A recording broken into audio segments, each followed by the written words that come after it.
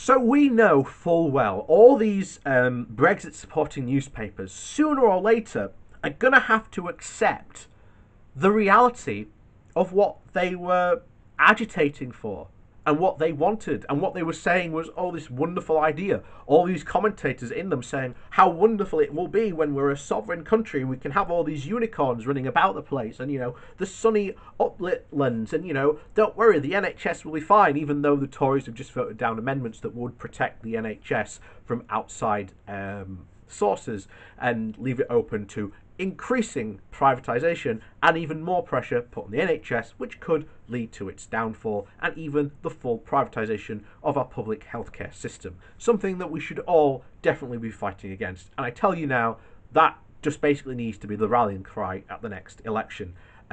Because I tell you now, there's no way, given what the Tories could do to this country, you just can't have a government that's going to put through all these things and say different things. But yeah,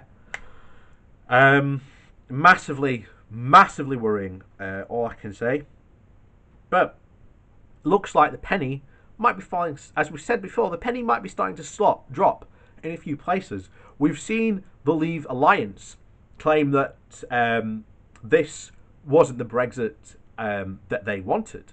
And now at the Telegraph, you've seen them run a story which is directed at the very thing that they once said was oh, it's just Project Fear, it's never going to come to pass. And then they're passing it off as if they weren't on the sidelines cheering this type of thing on when we were saying, do you realise what that means? And them saying, oh no, don't worry, that's not going to happen.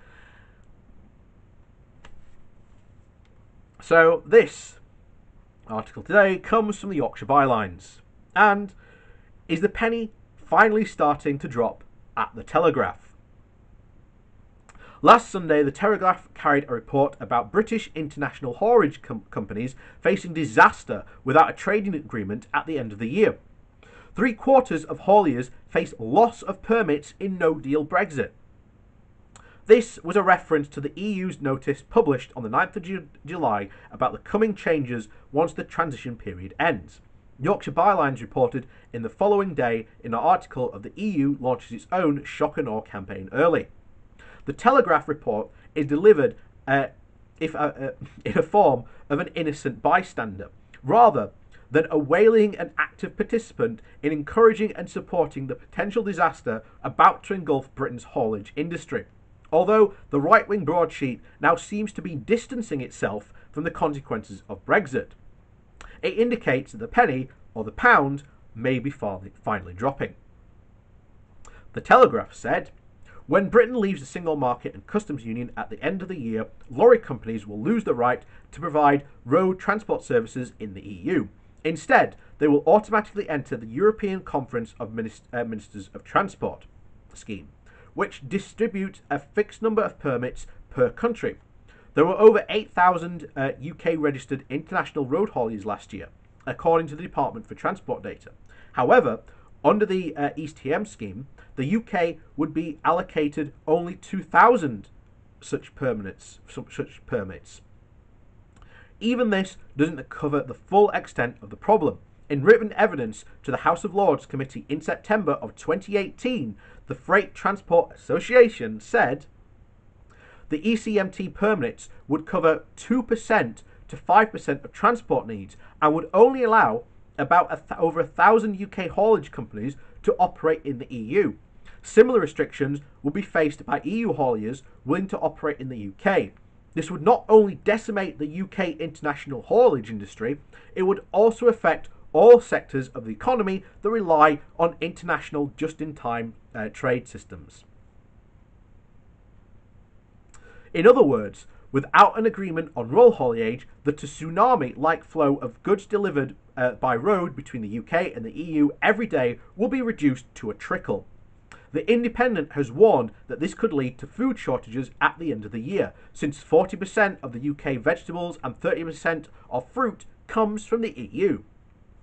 According to the government, a single permit is valid for 1 year and can be used for an unlimited number of journeys. It can be transferred to another vehicle belonging to the same operator, provided no more than one truck uses the permit at any one time in the EU.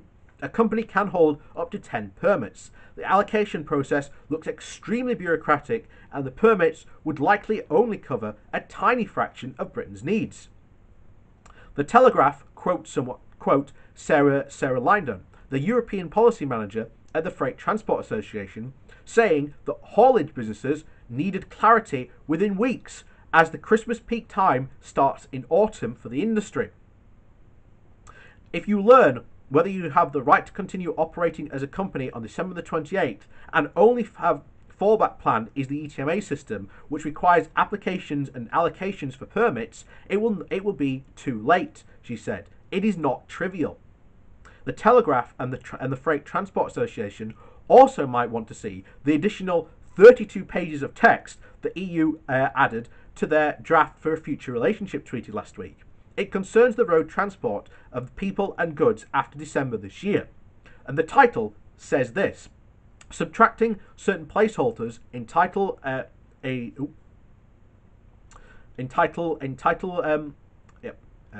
12 and Amendment Road 1, the draft text and the agreement of the new partnership with the United Kingdom. It is not clear if it was agreed with the UK negotiators or it is unilaterally proposed by the EU. It replaces a series of blanks in the original 440-page text published in March. See pages 195 and 368.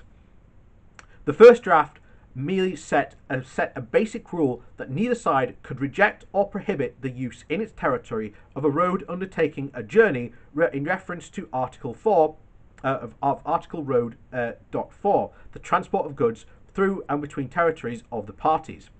The vehicle complies with requirements and is set in Part C of the annex to this chapter. The new text sent to the UK on the 5th of July sets out the terms the EU will demand the UK hauliers and the coach operators. It includes an authorised process to show that the EU requirements have been met in order to permit a continental journey by road. The haulier must show evidence of having capital and reserves amounting to over €9,000 for the first vehicle and over 3.5 tonnes and €5,000 for every subsequent one, although this might be achieved by a bank guarantee or an insurance policy. To become authorised, the operator must be of good repute, and determining good repute, the relevant company decision makers will also be set into account, and convictions or penalties or serious infringement of national rules that the road haulage operator or transport managers or executive directors have in the fields of commercial law, insolvency law, pay and employment contradictions in the profession, road traffic, professional liability, trafficking in human beings, drugs, or tax law. Operators must not have been convicted of a serious crime, criminal intent for penalty for whilst a list of things, the drivers and drivers' hours and roadworthiness of the vehicle, qualification and training of the drivers, animal transport, and so on. The draft text sets minimum qualifications for drivers who have received advanced training in ration driving and knowledgeable about curves relating to torque, power and specific consumption of engines, area of optimum use, the revolution counter, gearbox ratio over diagrams, as well as a whole other list of issues including fuel consumption, calculation of payload of vehicle assembly, calculation of total volume, load distribution, consequences of overloading the axle, vehicle stability, center of gravity, types of packaging and pallets. There are all sorts of details about the training required and the amount of time the training should take, about 280 hours. The subsequent periodic training of about 35 hours worth of every 5 years, and so on. Many sectors of the UK will be on the reach of the EU after the end of the year, but apparently not international hauliers. So, there you have it. Yet another worrying thing to continue about Brexit. Another thing we said, we told you so. And if that, and very likely it will come to pass, we could see food shortages in the UK. So, thanks guys. You did vote for it, but you've not taken responsibility for it. So, about time you did.